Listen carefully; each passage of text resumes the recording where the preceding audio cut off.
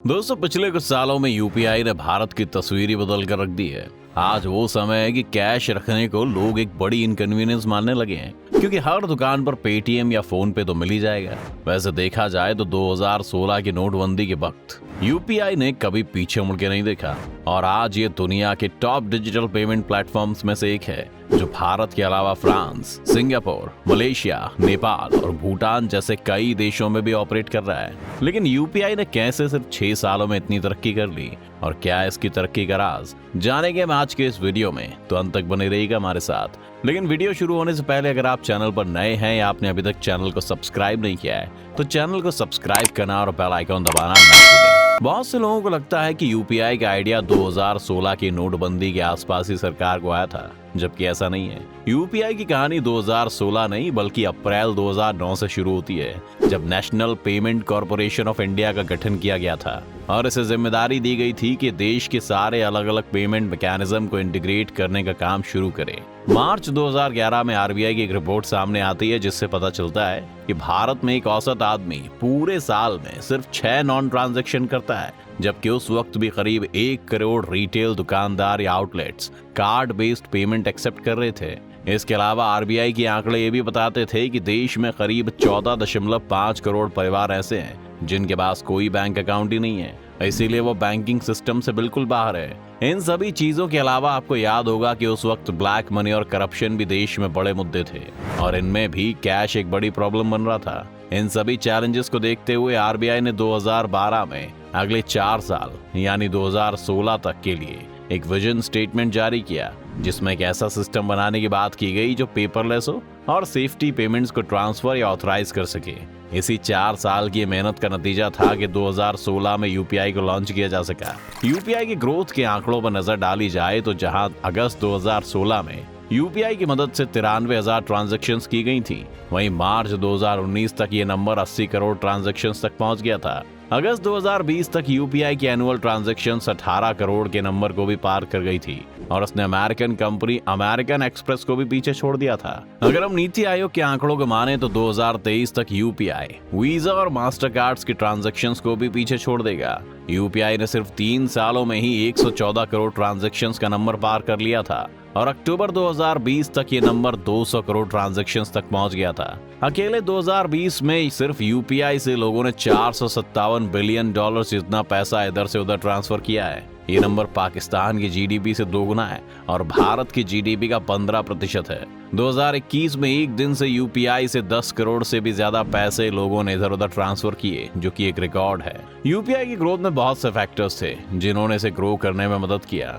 इसमें पहला कंट्रीब्यूशन तो खुद यूपीआई के मेकर्स का है, जिन्होंने इसे इतना सिंपल बनाया कि इसे ज्यादा आसानी से यूज किया जा सकता था। लेकिन इससे भी बड़ा कंट्रीब्यूशन इसमें 2 ऐसे फैक्टर्स का था जो इससे डायरेक्टली नहीं जुड़े हुए थे, और ये 2 फैक्टर्स थे 2016 की नोटबंदी और फिर अगले ही महीने लॉन्च हुई रिलायंस जियो। नोटबंदी ने पहली बार भारत को बताया कि कैशलेस ट्रांजैक्शंस कितने जरूरी हैं, लेकिन अकेले नोटबंदी से काम नहीं चलने वाला था, क्योंकि यूपीआई से पहले भी तो इंटरनेट बैंकिंग जैसी सुविधाएं थी ही, लेकिन वो सिर्फ शहरों तक ही सीमित रह जाती थी और भारत की एक बड़ी आबादी के पास नहीं पहुंच पा रही थी। इस गैप को रिलायंस जियो ने खत्म किया। लोगों को लगता है कि जियो ने लोगों को सिर्फ फ्री इंटरनेट दिया, लेकिन बात सिर्फ इतनी नहीं है। जियो ने फ्री मार्केट लोगों को दिया, लेकिन इस बात पर कोई यकीन नहीं करता कि जियो ने भारत में स्मार्टफोन्स की सेल भी बढ़ाई। स्मार्टफोन्स लेने में जो लोगों को एक बड़ी परेशानी होती थी वो था डेटा, जो कि काफी महंगा था, जिस वजह से ना सिर्फ स्मार्टफोन्स की कीमत पर आपको पूरे साल के रिचार्ज की कॉस्ट को भी कैलकुलेट करना पड़ता था और उस हिसाब से ज्यादातर लोग फोन लेने का डिसीजन लेते थे।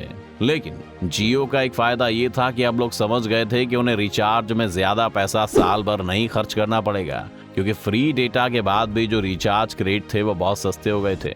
जितने पैसों में पहले 1 GB डेटा महीने भर के लिए मिलता था, उतने में अब रोज का 1 GB डेटा मिल रहा था। इसकी वजह से इंडिया में स्मार्टफोन्स और वो भी 4G फोन्स की सेल में एक तेजी आई और फिर बाद में इतनी फोन्स की वजह से यूपीआई भी ज्यादा दूर तक फैल पाया। एक आखिरी फैक्टर जो यूपीआई के सक्सेस में जरूरी रहा वो थे कि किस तरह से इसे प्रमोट किया गया। सरकार का तो यूपीआई प्रमोट करने में फायदा था, क्योंकि वो उनका पेमेंट सिस्टम है, लेकिन बैंक्स और पेमेंट ऐप्स को यूपीआई से कुछ भी फायदा नहीं था, क्योंकि यूपीआई ट्रांजैक्शंस फ्री होती हैं और उन पर बैंक या कंपनी वाले कोई कट नहीं लेते।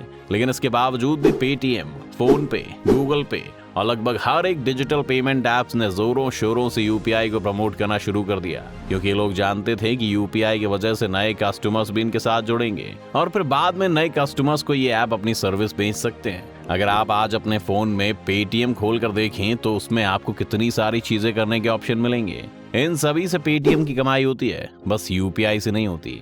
लेकिन ये यूपीआई है जो बहुत से नए कस्टमर्स को पेटीएम जैसे ऐप्स तक लेकर आया है। यूपीआई के कारण आज डिजिटल ट्रांजैक्शंस के मामले में भारत दुनिया में पहले नंबर पर है और हमारी सक्सेस को देखते हुए अमेरिका का फेडरल बैंक भी FedNow नाम से अपना खुद का पेमेंट प्लेटफॉर्म लेकर आ रहा है। वहीं दूसरी तरफ भारत यूपीआई को देश से बाहर भी एक्सपोर्ट करने लगा है। जुलाई 2021 में भूटान वो पहला देश बना जहां यूपीआई को भारत के बाहर लॉन्च किया गया और इसमें आरबीआई के साथ भूटान की रॉयल मॉनेटरी अथॉरिटी भी सहयोग कर रही है। सिर्फ भूटान की क्यों, भारत ने सिंगापुर की मॉनेटरी अथॉरिटी के साथ भी एक डील साइन की है, जिस कारण इंडियन टूरिस्ट अब सिंगापुर में भी यूपीआई यूज कर सकते हैं। अगस्त 2021 में यूएई की एक कंपनी लुलु फाइनेंसिंग होल्डिंग के साथ भी सरकार ने एक एमओयू साइन किया, जिसके कारण अब भारत को भेजे जाने वाली पेमेंट्स को यूपीआई के थ्रू ही भेजने का इंफ्रास्ट्रक्चर न सिर्फ यूएई में बल्कि पूरे मिडिल ईस्ट रीजन में डेवलप किया जा रहा है। 2022 में यूएई के बाकी लोगों के लिए भी यूपीआई खोल दिया गया है। अब वहाँ यूपीआई वैसे ही चल सकता है जैसे आप भारत में चलाते हैं। नेपाल और फ्रांस में भी यूपीआई ने अपने पैर पसारने शुरू कर दिए हैं। इन देशों के अलावा भारत सरकार की नजर इस वक्त ऑस्ट्रेलिया और रूस में भी यूपीआई को एक्सपेंड करने की है, जिसके लिए लगातार इन देशों से बात की जा रही है। यहाँ पर यूपीआई को एस्टैब्लिश करके भारत एक बड़ी मार्केट को टैप करना चाहता है, जो अमेरिका और चीन में है, क्योंकि भारत के पास सबसे ज्यादा डिजिटल पेमेंट्स यहीं होती हैं। और अगर इन मार्केट्स में भारत यूपीआई को एस्टैब्लिश कर पाया तो ये न सिर्फ यूपीआई पर भारत की छवि और हमारे इन्फ्लुएंस को भी मजबूत करेगा।